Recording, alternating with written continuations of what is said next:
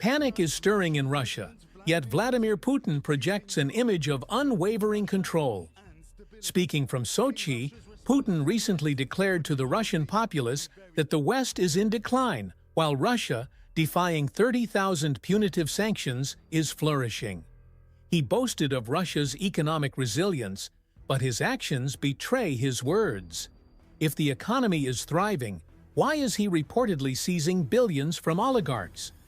Why do the metrics published by the Russian central bank consistently point downward, from sinking car sales and dwindling oil and gas revenues to a decrease in trade with key partners like China? In a grim twist of fate, a few select industries are, in fact, booming. Russia is on track to boast the highest number of crematoria globally, a stark reflection of mounting casualties. The booming funeral industry, highlighted by a Moscow coffin company advertising with fashion models, points to morbid profitability. But back to the matter of the oligarchs. Putin, the very man who empowered them, is now systematically dismantling their wealth. A recent high-profile case involved the takeover of one of Russia's largest food companies. The unspoken rule remains simple. Your money is Putin's money, and Putin's money is Putin's money. The official pretext for the seizure, provided by Putin's lawyers, was that the company was transferring billions to overseas accounts in the United States and Australia, nations that supply weapons to Ukraine. This, the lawyers claimed, was unacceptable. The reality, however, is a simple financial imperative. Putin needs cash to keep his war machine funded, and he will take it by any means necessary. The increasingly flimsy legal justifications for these seizures, comparable to improvised comedy, underscore the regime's desperation as traditional revenue streams dry up. A remarkable telling announcement recently shocked many. Russia will begin importing gas from China. This comes after Ukrainian attacks took nearly 40% of Russia's refining capacity offline. The title, "The Gas Station of the World," is no longer applicable. Instead, Russia is forced to buy back the products it once exported. This dependency on imports has a direct financial cost. While crude oil exports have increased, as refineries can no longer process it into finished products, the more profitable margin from refined products, like gasoline, is lost. This means lower profits for the Kremlin, coupled with new expenses for importing finished oil products, a cost that will inevitably be passed on to Russian consumers. Fortunately for Russian consumers, they may not be driving as much. Car sales are plummeting. In September, overall sales fell by nearly 20%, with Russia's largest automaker, AvtoVAZ, seeing a 25% decline. Putin promised to rebuild the Soviet Union, and the domestic auto industry is heading in that direction. Soon, Russians may face years-long wait times for a vehicle, reminiscent of a Soviet-era joke once told by Ronald Reagan. To mask rising unemployment, companies are discouraged from mass layoffs. Instead, they are implementing a subtle form of financial strangulation by cutting the work week from 5 days to 4. This keeps employment figures artificially high, but forces workers to produce more for less pay. The stress on equipment and human capital is unsustainable, leading to maintenance failures, lower quality, and sinking sales. A vicious cycle that is now claiming Russia's second-largest car company, which recently resorted to layoffs after trying the shortened week innovation. Amid the economic decay, the funeral sector continues its rapid expansion. Russian state media, surprisingly, has been publishing figures confirming the surge. The funeral service market grew by 13% in the first 4 months of 2025, with nearly 200 new businesses opening. Coffin prices and grave digging costs have soared by 9% and 15% respectively, painting a clear picture of the human cost of the conflict, even as the Kremlin denies reports of over 1 million casualties. Analysis of the Russian mindset. The staggering military losses, estimated at 20,000 soldiers per month, and a total of over 1 million casualties, would be politically devastating in the West. Yet, in Russia, history provides a difficult context. Throughout Russian history, military victory, regardless of the brutal cost, has consistently fortified the regime, whether during the Napoleonic Wars or World War II. The price of victory has rarely mattered to the ruling class. Conversely, military defeats, like the Crimean War, the Russo-Japanese War, or the loss in Afghanistan, have often precipitated deep internal reforms or regime collapse. Putin is skillfully insulating the elite.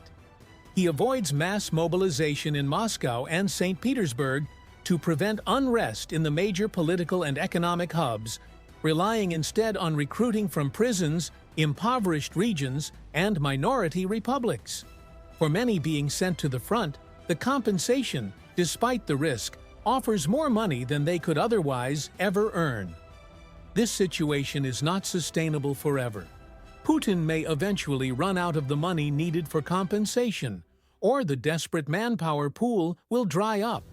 A more critical vulnerability for the regime, however, is a strategic brain drain. While Putin has reserves of men to send to the front, his supply of engineers, computer experts, and financiers is finite. Western powers have been slow to capitalize on this, often denying visas to Russians seeking to leave. A proposal, known as the Berlin Declaration, advocates offering a pathway out of Russia to highly skilled individuals who publicly denounce the war, condemn the regime as illegitimate, and recognize Crimea as Ukrainian. Signing such a declaration would make them criminals in Russia, ensuring they cannot return. This strategic move, a Russian Taiwan, would be designed not to stop the war machine instantly, but to fatally erode its deadly efficiency by depriving it of the intellectual capital required to sustain it. However, to execute such a strategy, Western leaders would need to adopt a clear, single, and uncompromising strategic goal: victory. Unfortunately, no major Western leader has yet been willing to use that word, instead focusing on how to merely end the conflict. If Russian history is any guide to us, you can learn that any positive outcome of the war always strengthens the regime, the ruling class. Whether it was the Napoleonic War in 1812, or World War II, or the Russian-Turkish War in 1877, 1878. So victory was always, the big push for the regime. And Russians never cared about the price. I mean, World War II was a disaster. I mean, this is the losses. It just and the quality of the management, war management in the beginning of the war, it's just terrible. But the outcome was victorious, and nobody cared. And even today, we still, see Putin regime speculating on the World War II as the greatest accomplishment. By the way, this is, if you start asking Russians about World War II, many of them, especially young ones, would not even recall that America and British Empire were just, were allies. And without America's lend-lease, Russia would not survive the first year of the war. But it's being lost. So this is, we won. We. The rest is just, it doesn't matter. So it's a total historical ignorance. But it's a pride that we won. Now, on the other side, every loss, and whether we go to the Crimean War of the middle 19th century, 1853, 1856, where the coalition of Britain, France, and Turkey defeated Russia and just, actually in Crimea on Russian soil, that led to the long-awaited reforms to abolish serfdom, and also you may argue that Alexander II's reforms in 1861, 1860 in 1860s were the most profound liberal reforms ever in Russia. Then you can look at Russia-Japanese War in 1904-1905, another loss, and revolution in Moscow, and then it's the riots, they were all over Russia, and then the monarchy had to make a big concession. We got constitutional monarchy. 1917, stalemate at World War I, and Russia was not doing well. Disaster, regime collapsed. War in Afghanistan, and the clear defeat in a Cold War, collapse of the Soviet Union. So it's not enough to scare Russians with the losses. And also, that don't forget, is for many Russians that are being sent to the front line, is there not so many options left. Putin is skillfully avoiding mobilization of Moscow and St. Petersburg. Those two cities are almost untouched.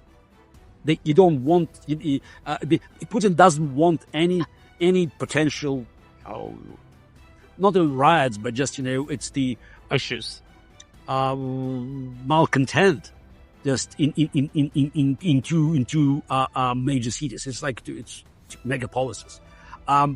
So if you look at the Russian army, part of this is I've been recruited from jails, from prisons.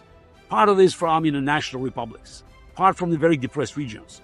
So people being paid relatively well, and it's for the families. We lost one, but we got more money than we could imagine. So it's not going to last forever.